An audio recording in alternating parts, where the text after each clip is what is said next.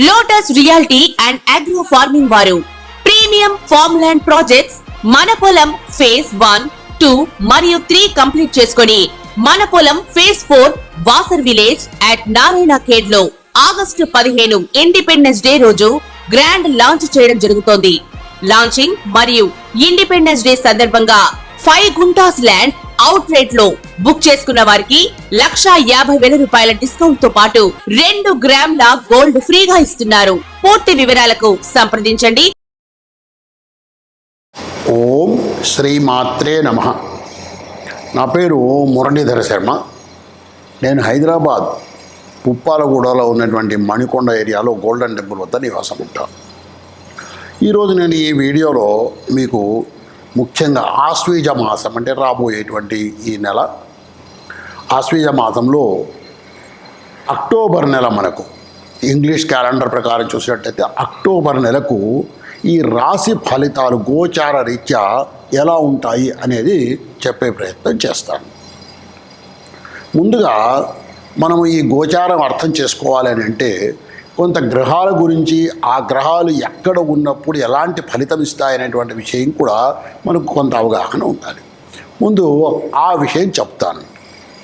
ఇప్పుడు ఒక గ్రహము స్వక్షేత్రంలో ఉంటే ఉచ్చ రాశిలో ఉంటే సంపూర్ణమైనటువంటి ఫలితాన్ని ఇస్తుంది. అంటే స్వక్షేత్రం కావాలి, ఉచ్చ రాశి కావాలి, అప్పుడు సంపూర్ణమైనటువంటి ఫలితం వస్తుంది. అలా కాకుండా మూల త్రికోణంలో ఉంటే 3/4 వంతు ఫలితాన్ని ఇస్తుంది. స్వక్షేత్రములో ఉంటే అంటే ఒక గ్రహము స్వక్షేత్రం ఉదాహరణకు సింహంలో రవి ఉంటే అర్ధభాగం 50% మాత్రమే ఫలితాన్ని ఇస్తాడు. అలా కాకుండా అధిమిత్ర క్షేత్రం అంటే నేను గతంలో కూడా మీకు అనేక వీడియోల్లో చెప్పాను. ఒక రాశి ఆయనకు నైసర్గికంగా మిత్రక్షేత్రము, అలాగే తాత్కాలికంగా కూడా మిత్రక్షేత్రం అయితే దాన్ని అధిమిత్ర క్షేత్రము అంటారు. ఆ విధంగా ఏదైనా ఒక గ్రహం అధిమిత్ర క్షేత్రంలో ఉంటే 3/8 వంతు ఫలితాన్ని, మిత్రక్షేత్రంలో ఉంటే 1/4 వంతు, సమక్షేత్రంలో ఉంటే 1/8 వంతు, శత్రుక్షేత్రంలో ఉన్నప్పటికీ కూడా ఫలితాన్ని ఇస్తుంది, కానీ 1/16 వంతు మాత్రమే ఇస్తుంది. అలా కాకుండా అధిశత్రు క్షేత్రములో ఉంటే అంటే నైసర్గికంగా శత్రుగ్రహము, తాత్కాలికంగా కూడా శత్రుగ్రహం అయితే దాన్ని అధిశత్రు క్షేత్రం అంటారు. అలాంటప్పుడు 1/32 వంతు మాత్రమే చాలా తక్కువ ఫలితాన్ని ఇస్తుంది. అదే నీచ క్షేత్రంలో ఉంటే ఒక గ్రహము అసలు ఎటువంటి ఫలితాన్ని, శుభ ఫలితాన్ని ఇవ్వదు. ఇది ఒక ముఖ్యమైనటువంటి విషయం మనం గుర్తుపెట్టుకోవాలి.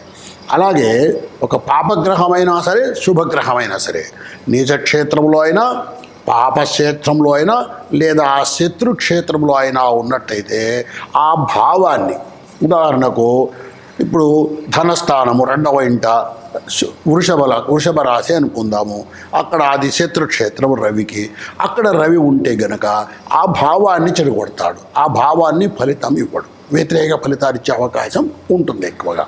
అంటే నీచక్షేత్రంలో, పాపక్షేత్రంలో లేదా శత్రుక్షేత్రంలో ఉంటే. అలాగే ఒక గ్రహము సమక్షేత్రంలోనో, కేంద్రంలోనో, కోణంలోనో ఉంటే ఎక్కడ ఉన్నారో ఆ ఫలితాన్ని ఇస్తారు వాడు.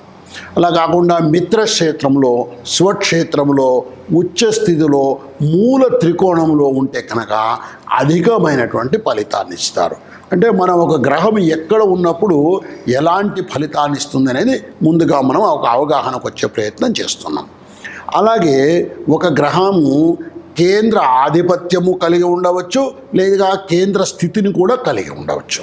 ఇప్పుడు ఉదాహరణకి ఒక గ్రహము కేంద్ర ఆధిపత్యాన్ని అంటే 1వ స్థానంలో కానీ, 4లో కానీ, 7లో కానీ, 10లో కానీ ఉంటే అక్కడ తప్పకుండా పాపగ్రహం ఉన్నా కూడా కేంద్ర ఆధిపత్యం వల్ల శుభ ఫలితాన్ని ఇస్తారు.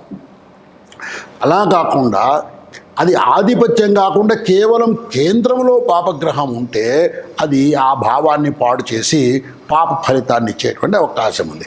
అంటే కేంద్రము స్వక్షేత్రమా లేక కేంద్రంలో ఉన్నారా, మొదటిది ప్రశ్న. రెండవది అది పాపగ్రహము. ఈ పాపగ్రహము కేంద్రములో ఉంటే అశుభ ఫలితాన్ని ఇస్తుంది, అలా కాకుండా కేంద్ర ఆధిపత్యం ఉంటే శుభ ఫలితాన్ని ఇస్తుంది. ఇక అలాగే కోణానికి సంబంధించిన వరకు 5, 9, 11 స్థానాలు కోణాలని అంటాం కదా.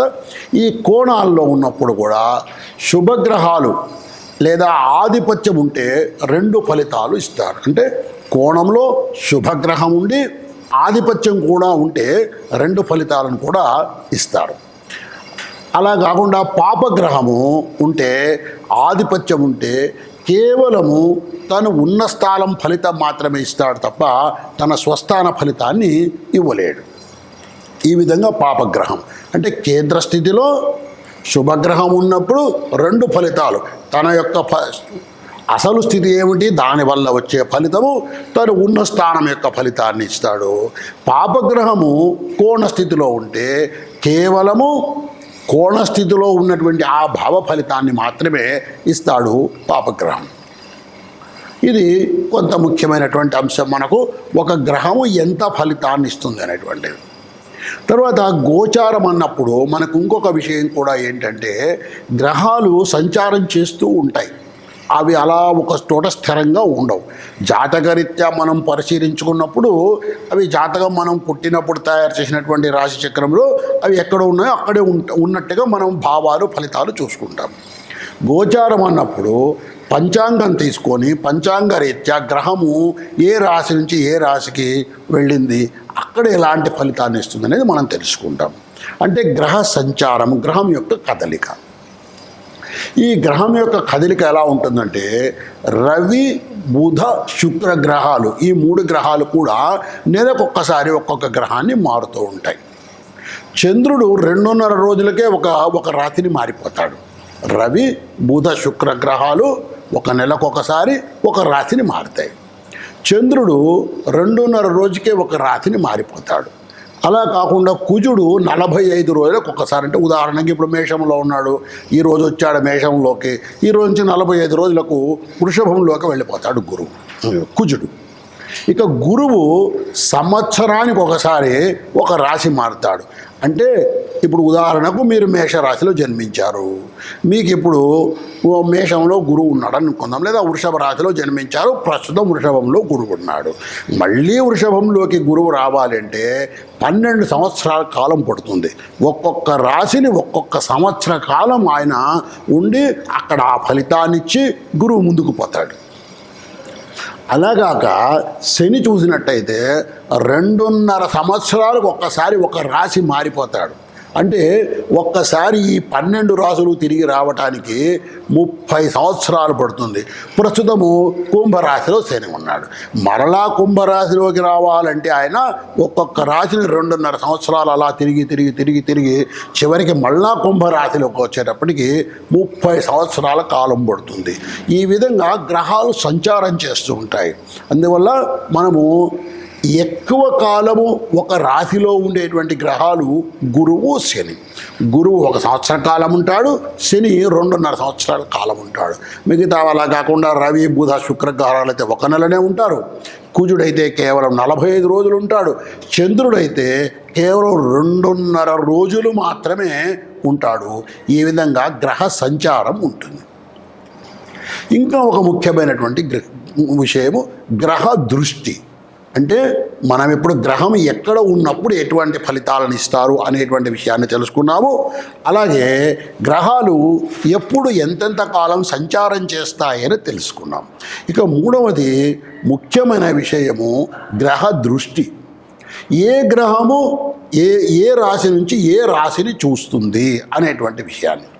ప్రతి గ్రహం కూడా తను ఉన్న రాశి నుంచి 7వ రాశిని చూస్తుంది. అలా కాకుండా శని తాను ఉన్న రాశి నుంచి అదనంగా 7వ స్థానాన్ని మాత్రమే కాకుండా 3వ స్థానాన్ని 10వ స్థానాన్ని కూడా చూస్తాడు.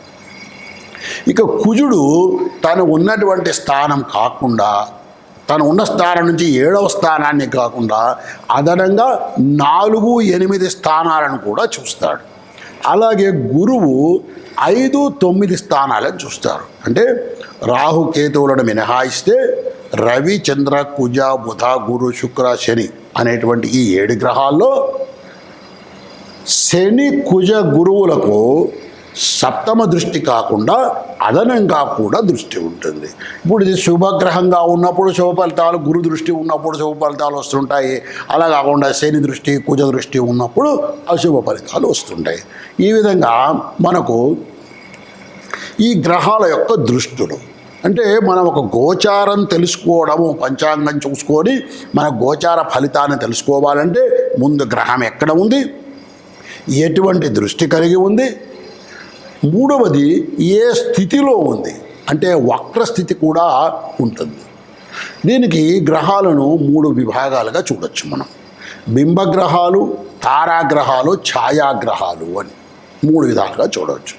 ఈ రవి చంద్రులు వీళ్ళను బింబగ్రహాలు అంటారు. వీళ్ళకి ఎటువంటి వక్రగతి ఉండదు. ఇక అలా కాకుండా రాహు కేతు గ్రహాలు, ఇవి 2 ఛాయాగ్రహాలు.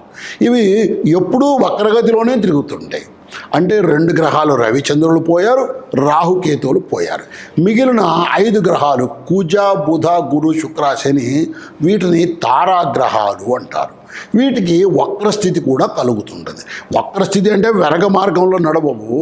వాటి యొక్క సంచారం మనము భూమి మీద నుంచి చూసినప్పుడు మిగతా గ్రహాలతో వెనుకబడినట్టుగా కనపడుతుంటాయి.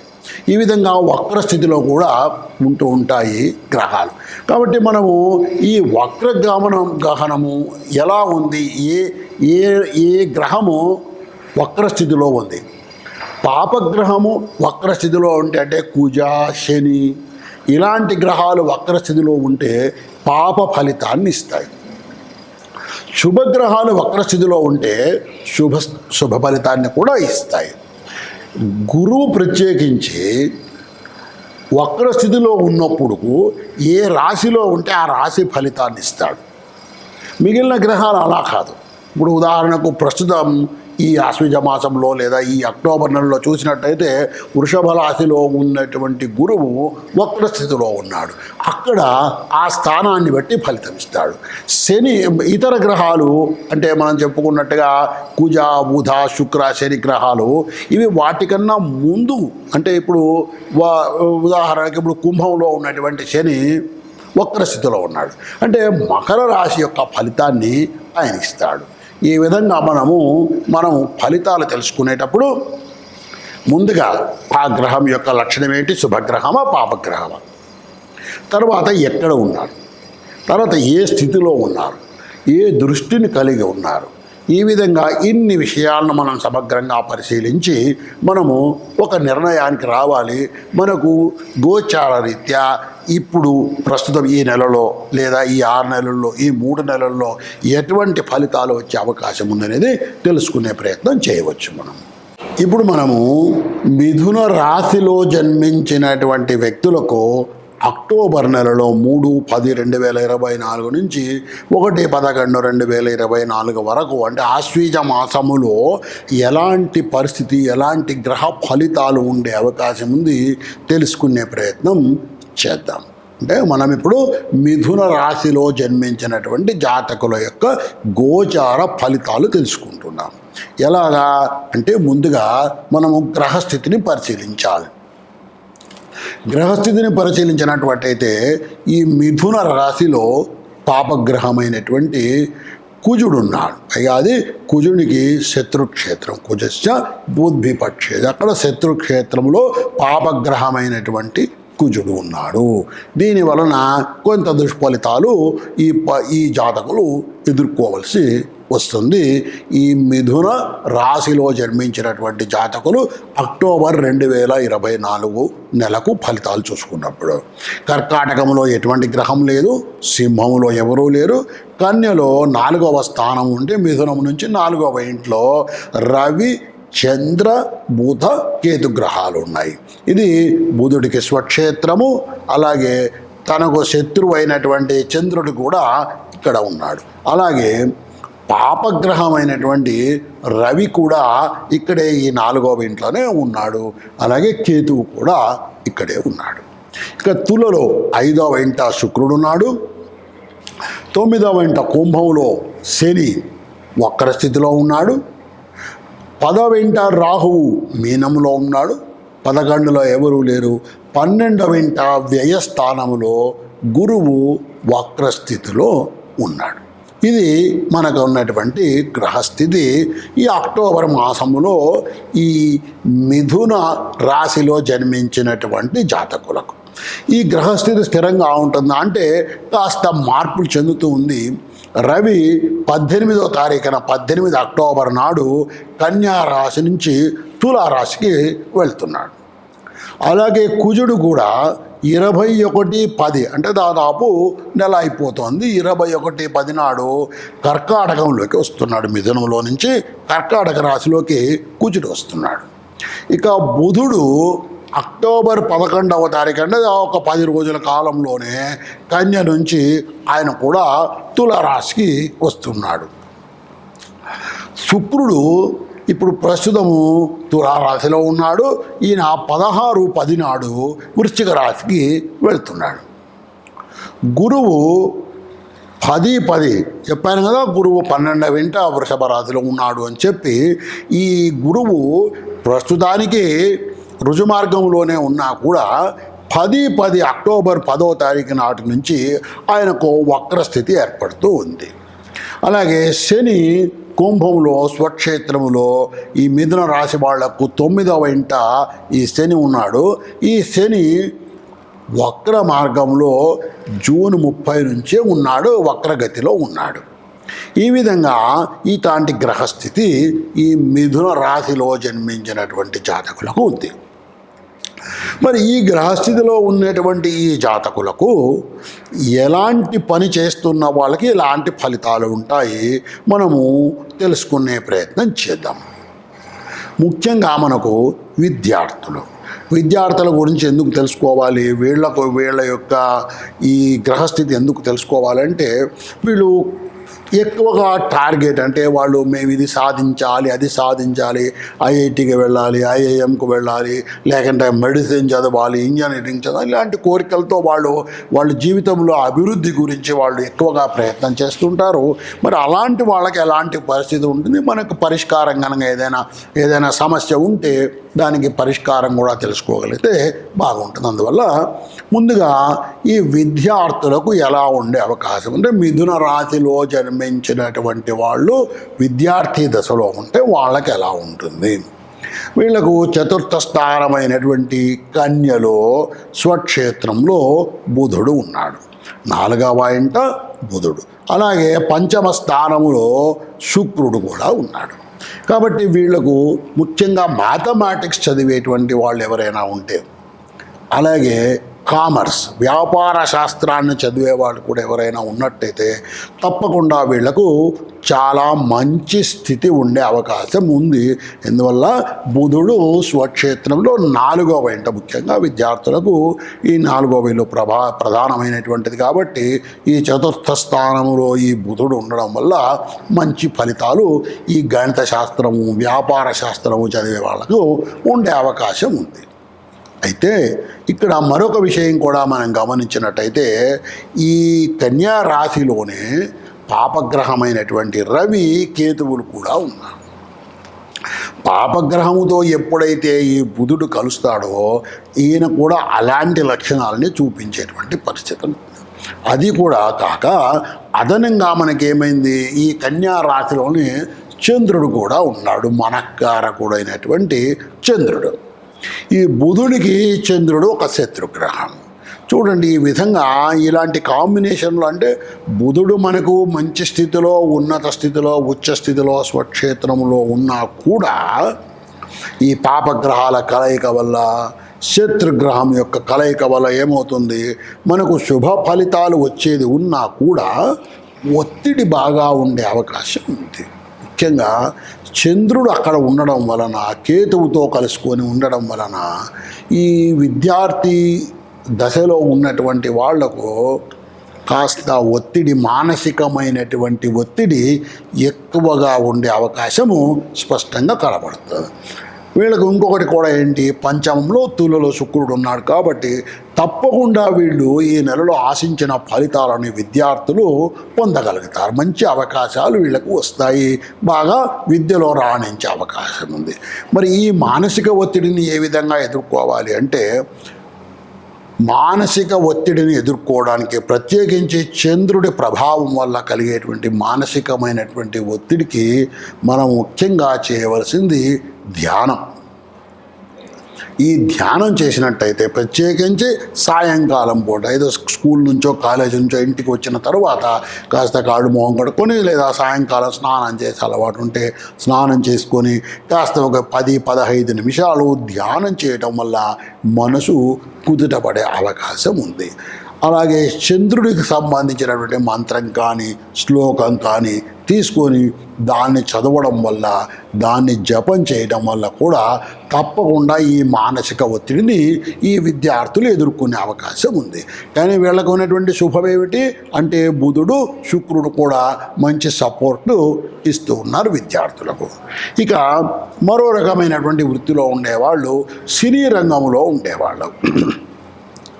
ఈ సినీ రంగంలో ఉండేటువంటి వాళ్లకు 3వ స్థానము 10వ స్థానము కూడా చాలా ముఖ్యమైనటువంటి స్థానాలు అవుతాయి. అలాగే శుక్రుడు కూడా చాలా ముఖ్యమైన క్రియేటివ్ రంగం కాబట్టి వీళ్ళకు ఈ క్రియేటివిటీ సినీ రంగం వాళ్లే కాకుండా ఈ ఇంటీరియర్ డిజైనర్సు ఇలా ఈ క్రియేటివిటీ అనేటువంటిది ఈ రంగంలో ఉండే వాళ్ళందరికీ కూడా శుక్రుడు ఒక ప్రధానమైనటువంటి గ్రహము.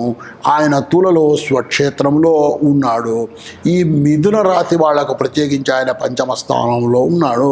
తప్పకుండా ఈ వీళ్ళకు కూడా మంచి అవకాశాలు వచ్చే అవకాశం ఉంది. కానీ మనం ఈ రవి 4వ ఇంట ఉన్నాడు కాబట్టి ఎక్కువగా ప్రభావం ఏమి చూపే అవకాశం లేదు. ఈ రవి అక్కడ ఉండడం వల్ల వచ్చేటువంటి ఇబ్బందులు కూడా ఏం లేవు. కాబట్టి సినీ రంగ ప్రముఖులకు మిథున రాశిలో జన్మించిన వాళ్లకు తప్పకుండా శుభ పరిణామాలు ఉంటాయని మనము చెప్పుకోవచ్చు. వ్యాపారం చేసే వాళ్ళకు అత్యంత ముఖ్యమైనటువంటివి వ్యాపారం జరిగేటువంటి ఆ 10వ రాశి, అలాగే లాభస్థానం అంటే ఈ మిథున రాశిలో జన్మించిన వాళ్లకు మీనము మేషం. మీనములో పాపగ్రహమైనటువంటి రాహువు అక్కడ ఉన్నాడు. ఈ పాపగ్రహమైనటువంటి రాహువు కూడా ఏంటి ఆలోచనలను ప్రభావం చేసేటువంటి గ్రహం. మన యొక్క ఆలోచన విధానాన్ని ప్రభావితం చేస్తాడు రాహు. అందువల్ల ఈ వ్యాపార రంగంలో ఉండేటువంటి వాళ్లకు ఎక్కువగా ఒత్తిడి కనపడుతూ ఉంది ఈ 10వ స్థానంలో రాహు ఉండడం వల్ల.